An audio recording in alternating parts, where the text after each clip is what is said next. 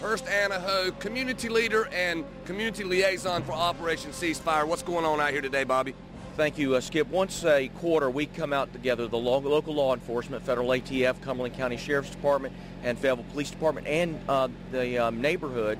Together, we walk through a neighborhood, pick one in the city, and then next quarter in the county, where there's crime rate is up, and we just go door to door and tell people about Operation Ceasefire. How does this program get funded?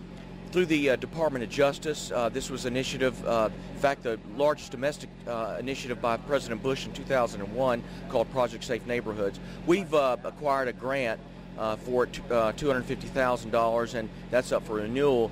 But, money from the federal government does stop, so we're seeking local funding as well through local businesses, because when crime is up, businesses don't locate here, industry doesn't grow, so it's important to keep crime low. Who is spearheading the local funding? Would it be our chamber or whom, Bobby? Well, we're seeking assistance from the Chamber of Commerce, as the membership there, and other avenues. Community leaders and other local businesses are very supportive of Operation Ceasefire. Brad Chandler, captain with the Detectives Division for the Fayetteville's Finest. Tell us, Brad, what is Operation Ceasefire? It's a unique program that does a traditional and non-traditional response, and it's this, real simple. What we're saying is we identify people that have repeat offenders that in our criminal justice system, and we say, look, we want to help you. And this is what we're going to do. We're going to identify those repeat offenders. We're going to identify those special needs they have, whether it be college, whether it be a job, maybe be a special skill to get a job, a disability, maybe a learning disability, and we work with them. And if they do get on board, that's great. But if they don't get on board and become productive members of the society, then we have the traditional response, which is if you mess up, if you commit a crime with drugs and a gun, we will put you in federal prison. And in federal prison, it's day for day. So when we put you away for 12 years in federal prison, you stay 12 years in federal prisons. I like the state system where you get good behavior, time off, where we see them in less than half of the time. So it's got the carrot and the stick approach. Tell us, on the prevention end with Operation Ceasefire, what are some of the things that you all are doing on the prevention end, education, awareness, jobs, things like that? We're in a partnership with Fayetteville State, FTCC, Methodist College, all the local universities in our area at our disposal. We also are in contact with employers such as Black & Decker, other kind of manufacturing plants, restaurants and so forth. We have a coordinator that works with these various people, resources, the churches and so forth, and we tailor the needs. They'll actually sit down with the people that we've called in and say, look, we're putting you on notice. This isn't a secret here. We're telling you, either you become a productive member of society and we'll tell you, you tell us what your needs are, we're going to help you out. And if you don't want to do it, then you want to still commit crimes, we're going to put you in federal prison. Rita Cox, Assistant District Attorney, Cumberland County. Rita, what is your role in Operation Ceasefire?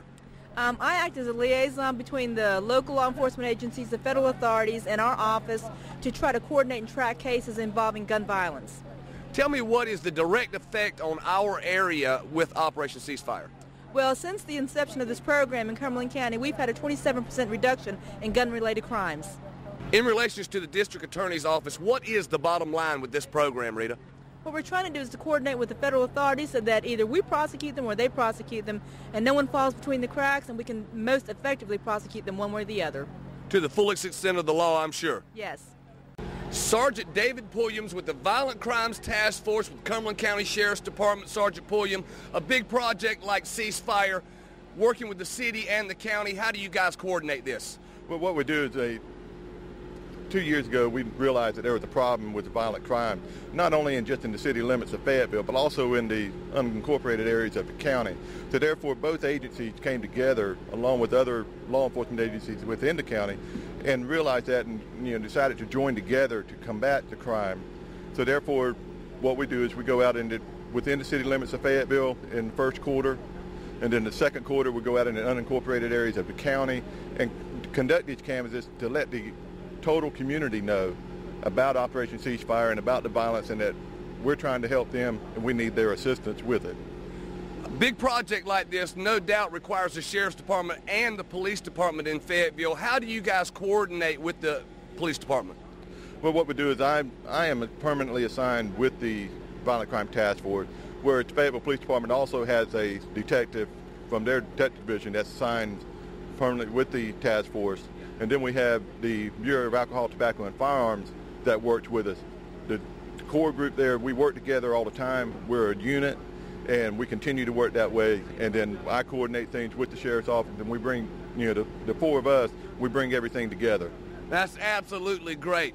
Very large project right here in Fayetteville, Operation Ceasefire. The city, Fayetteville Police, and the county Sheriff's Department working together on a local level, advancing this program into the federal. Thanks a lot. Thank you.